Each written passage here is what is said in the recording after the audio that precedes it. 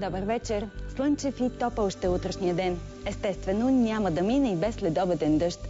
Той обаче ще е слаб на места, главно в западната половина. Над източната няма да вали. Температурите още ще се повишат и максималните ще са между 27 градуса и 32. И в планините денят ще бъде слънчев. След обяд над западните масиви ще се появят купести облаци и на места ще вали дъжд. По билата ще духа до умерен вятър от запад-югозапад. Интензивни валежи се очакват отново на места в Средна Европа, особено в Южна Германия и Чехия, а по-късно през деня и в Австрия и Унгария. Дъжд ще вали и на места в източните части на континента. В Испания ще бъде слънчево. В Италия до обяд също ще има слънце, по-късно обаче ще се облачи и ще завали дъжд. У нас във вторник ще бъде облачно и ще вали. Очакват се интензивни валежи, възможни са и градушки. Температурите чувствително ще се понижат. В останалите дни валежи ще има на много места, ще бъде и ветровито.